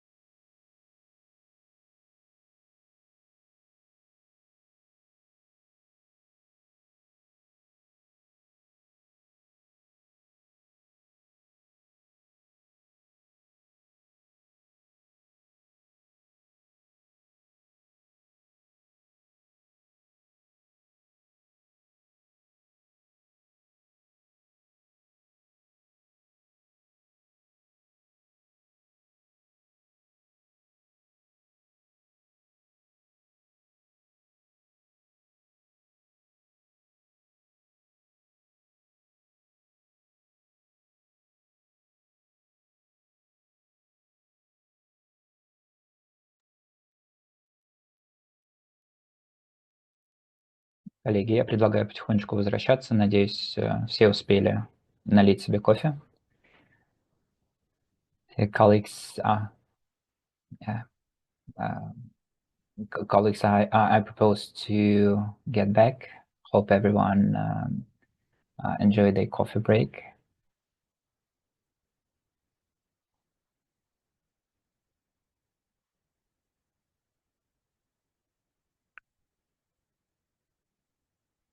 Подождем еще минуту.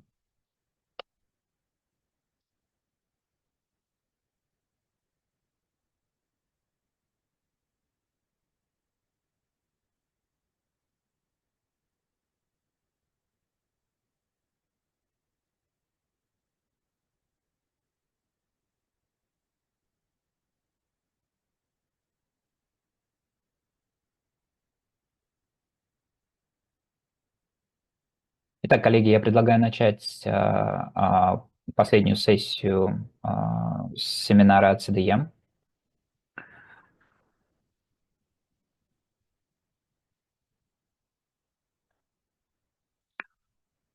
Последняя сессия у нас посвящена вопросам в рамках расчетов и клиринга. У нас представлены два спикера. Один спикер из Центрального депозитария Индонезии, второй из Центрального депозитария Ирана. Я хотел бы пригласить к эфиру представителя Центрального депозитария Индонезии, мисс Хартари Хандаяни, который расскажет нам о стратегической роли банковской лицензии и платежных сервисов для развития Центрального депозитария. So, Ms. Hydayani, are you here with us? Yes, I can hear you. Hey, hello, everyone. Yes, hello. Oh, we can hear you. So, do you have any slides? Yes, we have. So then please share it by yourself. Okay, thank you. Wait a minute.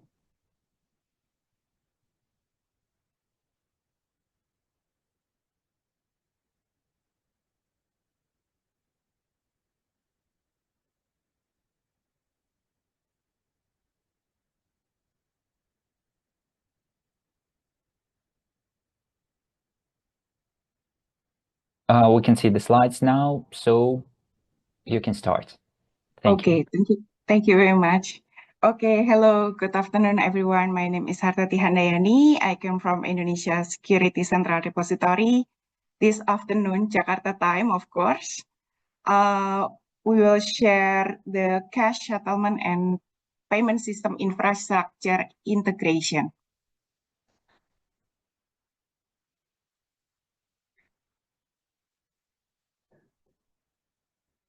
Okay. For the first slide, this one as the Indonesian capital market structure.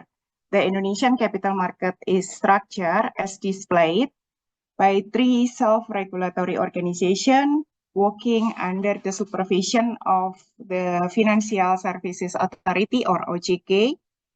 The first one is the IDX, Indonesia Stock Exchange. The IDX organized the Indonesian capital market trading system. ID Clear, the second one, is the organized the clearing and guaranteeing of the stock exchange transaction.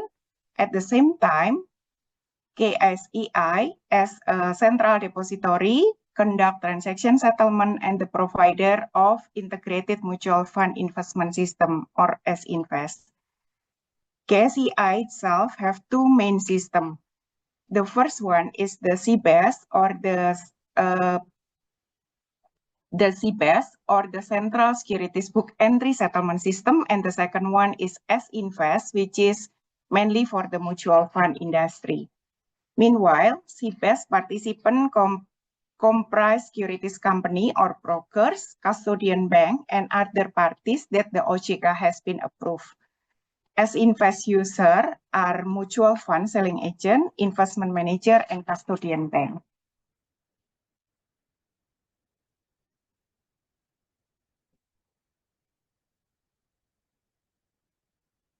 Now, I will share to all of you that the background on the use the central bank money, or we call it CBM.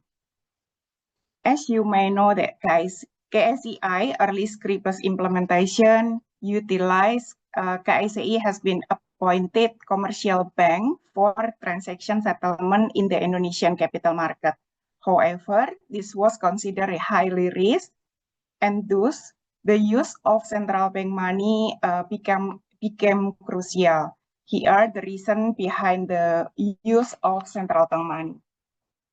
The first one is to use 5 commercial banks for transaction settlement, and the second one is a part of IOSCO recommendation. The IOSCO, or International Organization of Securities Commission, CPSS, Committee on Payment and Settlement System, has recommended the IOSCO should issue the new standardization for FMI, or financial market infrastructures, in its 9 principles of on-money settlement. The recommendation stated that an FMI should conduct its money settlement with central bank money where practical and available. If central bank money is not used, an FMI should minimize and strictly control the credit and liquidity risk arising from the use of commercial bank money. The third reason is OJK approval on July 10, 2015 regarding the use of Bank Indonesia and payment banks for capital market transaction settlement.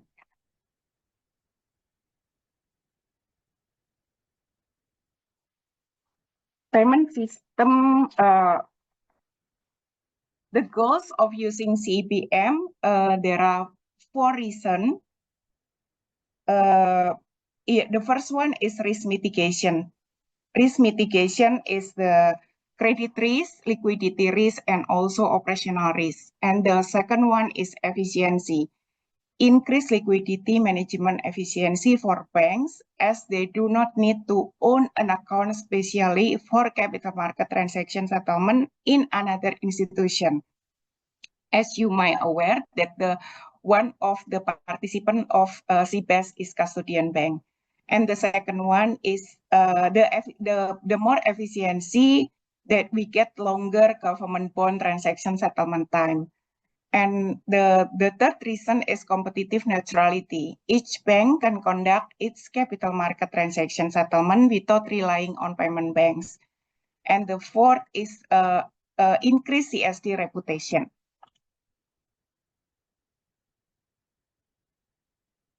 And the next slide is payment system infrastructure milestone.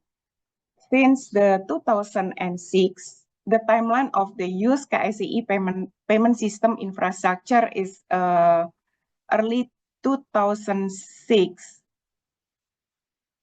KSCI received its approval of one of the Bank Indonesia sub-registries. And since then, it has become Bank Indonesia BI-RTGS and BIS4 participant. As a reminder, KSCI works as central depository for securities other than government bonds.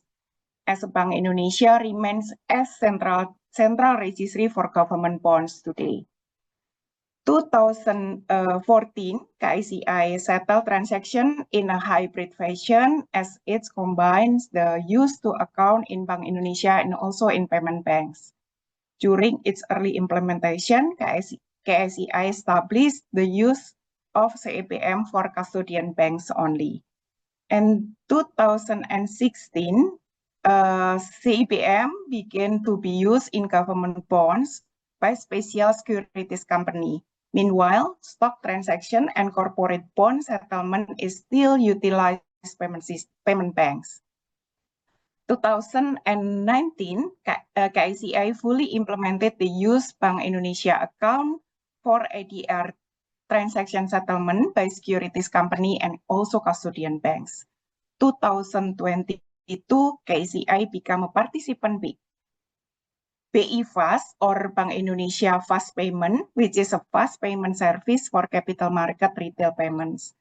2024, security sub-account can now be used as a fund depository for transaction settlement beside its original function as the securities depository. And from the last slide, about the payment and settlement system integration, the integration between RCSD system with Bank Indonesia payment system infrastructure has been implemented in KICI's 3 systems. The first one is CBAS, the CBAS system for securities transaction in Indonesian capital market. The second one is S-Invest, the S-Invest system for order routing and post-trade transaction activities in the mutual fund industry. And the last one, KCAS, the KICI Cash Management System or KCAS. KCAS is supporting system for investor through the optimization of investor fund unit account or IFUA in mutual fund industry, which received its limited soft launching by today, actually December 18, 2024. And the concludes from my presentation on RCSD integration with Bank Indonesia payment system infrastructure in Indonesian capital market. So I think this is the last slide. Thank you very much. Thank you very much, Hartati. That was very interesting, how you interact with the banking license and how the payment services is implemented in KICI. I have the question with regards to the collateral management services. So do you provide collateral management services based on that fact that you since 2014, right, you provide already the services of usage the central bank money for the settlement? Is my understanding correct that you also provide like collateral management services, so 3-party services as it's yeah. Yep. Thank you for the question. Actually the collateral management handled by CCP. In the first slide, the Indonesia Clearing and Guarantee Corporation or ID Clear handle about the collateral. So in KICI is only settlement. Oh, I see. So ID Clear making both the on exchange transactions and collateral management for the on exchange transactions and for the OTC, or so do you have this collateral management on the OTC market? Or actually, ID Clear covers both sides? No, ID Clear actually only collateral for the exchange. For the exchange in Indonesia Stock Exchange, but KICI doesn't have services for collateral actually. Oh, I see. So because so first also congratulations on the launching the KeyCash services. So this is the very day, right, of the launching. So congratulations, and we're very excited to be one of the first who've been aware about the launching of the product. So thank you very much for sharing. That was very interesting, and stay in touch for any questions from the audience. Thank you. Yeah, thank you, Alice. So the first question comes from Mr. Ali Mardani. Yes, please.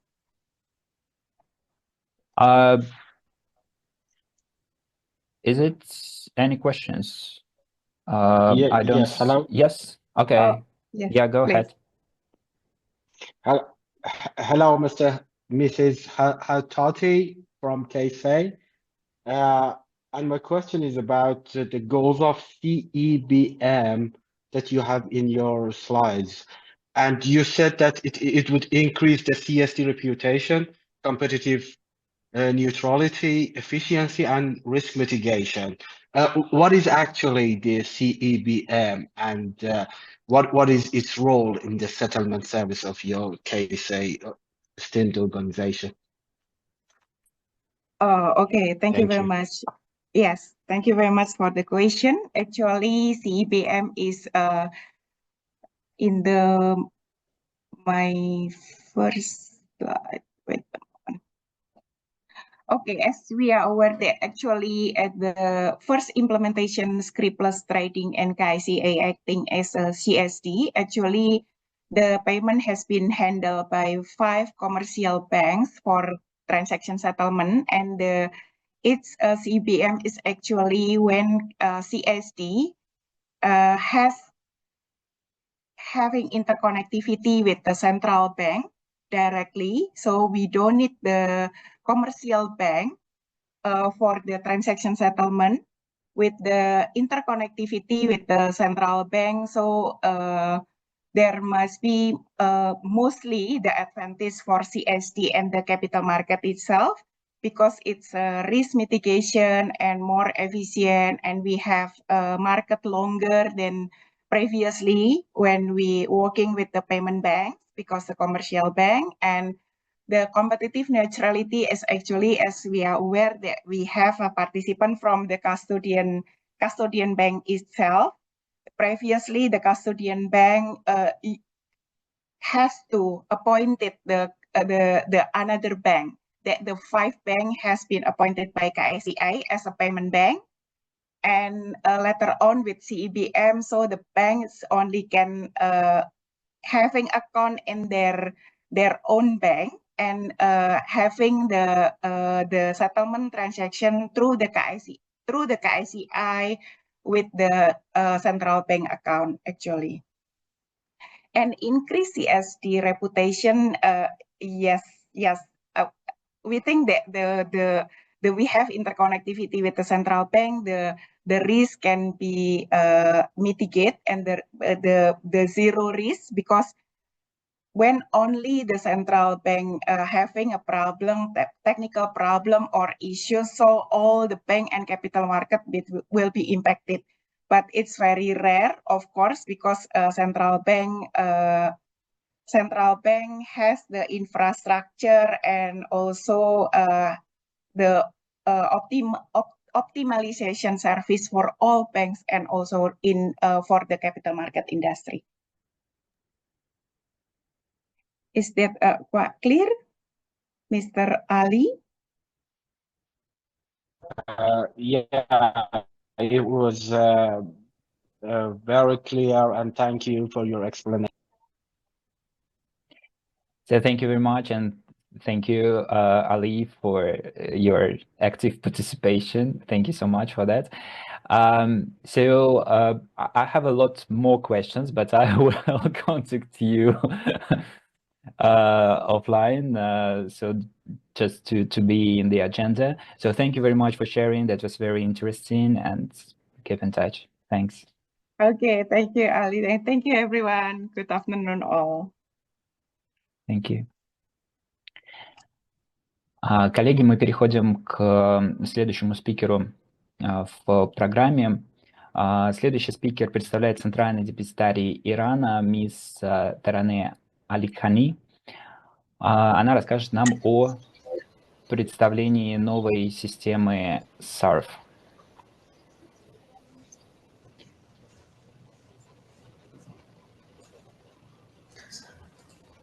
Hello, everyone. Hello, yes, everyone. I'd like to. I'm so glad to be with you. Please, I want to start my presentation.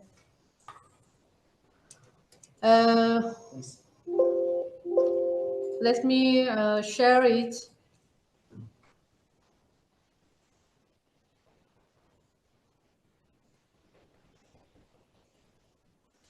Yes, we can see it now. Thank you. Okay. Hello, everyone. I'm so glad to be with you. First of all, I'd like to introduce myself to you. I'm Taraneh Alikhani, the senior expert of the value-added services system department in CSDI. My presentation is about the new system that is called SARV. The system is about the group payment system that I want to explain about it in the next slides. To start the presentation, I will give you an introduction, and then I will enter the main topic. As a key player in the Iranian capital market, CSDI provide value-added services to stakeholders. One of this system is eKYC system that is called CIGS, that is launched in 2018, and the other one is DDS, that is launched in 2019. In this slide and the next one, I provide some details about our eKYC system and DDS, such as purpose, role, benefits of these systems. But since you are all familiar with these systems, let me skip these slides. But good to know that today nearly 45 million shareholders are registered with CIGS, and millions of shareholders receive their share incomes via the DDS. My main topic starts from here. I want to explain about relationship between CIGS, DDS, and SARV. At first, DDS received the account information of shareholders and received the registry and performing dividends calculations, and finally send the payment orders to the SARV. The SARV system finally start the process of payments. Let's take a look at this slide. We designed a group payment system about 2 years ago. The system was a very important role in efficient and secure dividend distribution process. Key features of this system was bulk payments, efficient and automated process, accurate and timely payments, and using interbank and intrabank services. But we had some limitations that led to redesign it to the SARV system. This is launched in 2024. I am to explain about these issues in the next slide. The issues are providing services and handling the payments to over 45 million shareholders, and the other one handling accounts across 32 commercial banks. And the other one was using interbank services for payments that was time consuming. And the most important one of these issues is interbank services are 4 times costlier than interbank services. So in order to solve these issues, we redesigned the old system, and the SARV system is born. Now I want to explain how the SARV system works. At first, it calculates the share of each bank from the total amount. The next step, it deposits amounts into CSDI accounts via several interbank transactions. And finally, it transfers dividends of each shareholder to their accounts using intra-bank transactions. A question that you may have is, what is the benefits of this new system? That is a good question that I want to discuss about that in the next slide. Benefits of this system. One of the benefits of this system is efficiency. The system reduces the time and effort to handle payments. The other one is cost saving. We could save costs without intrabank with intrabank transactions, because intrabank transactions are very cheaper than interbank transactions. The other one is the transparency. Shareholders can track the status of payments earlier than the old day, because updating the status of interbank transactions are normally linear. The next one is scalability. The SARV is able to handling increasing number of payments, because we use group payment services of several banks directly. And the last one is speed. Less time needed for the dividend distribution process that leads to investors' satisfaction. The final slides illustrate outcomes of this new system. Well, we could carry out the payments of issuer under 30 minutes. We could receive quick and more accurate responses regarding transaction status, that is helping shareholders update their bank account numbers if needed. And we could cut CSD-related costs to less than 20% of previous levels. And this system is capable to handle up to 50 million transactions per day. With this outcome, my presentation about our dear SARV system is over. Thank you again from the host and all dear audience. Thank you very much for a very interesting report. So we don't have the questions from the audience, but I have a question with regards to the scheme of work. Is my understanding correct that that investors are keeping their banking accounts with CSD of Iran? Or they keeping their banking accounts in other banks like brokers, etc., on the local market, and then CSD of Iran distributes the income to the investors. Yes, their accounts number is here. We received them via CIGS system. All right, so those banking accounts of investors, they are open with this central depository of Iran directly, right? Yes, right. Okay, I see then. So thank you very much. That was excellent presentation. Thank you for sharing your experience. It's very valuable for us. And keep in touch for any questions. And please do share your slides with the AECSD Secretariat, so for us to share it with the audience. Thank you very much.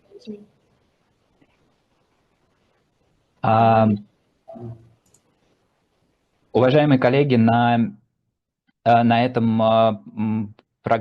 деловая программа нашего семинара закончилась. Сейчас мы переходим к завершающим ремаркам. Доктор Арикан. So Dr. Arikan, this is the time for closing remarks. If you'd like to say a couple of words.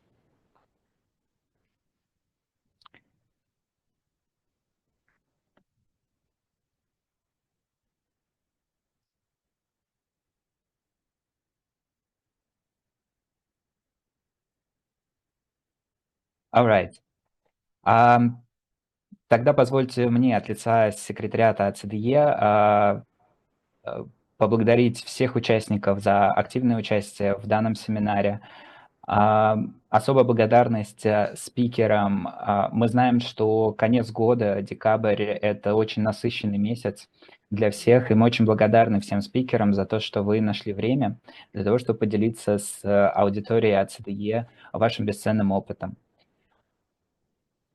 Мы очень надеемся, что те знания, которые мы здесь с вами получили, они очень пригодятся каждому участнику в его непосредственной деятельности. В части организационных моментов мы запросим все презентации у спикеров и разместим материалы на сайте AECSD и на портале WFC Learning. Также после обработки видеозаписей они также будут доступны на канале YouTube AECSD и представлены также на портале WFC Learning.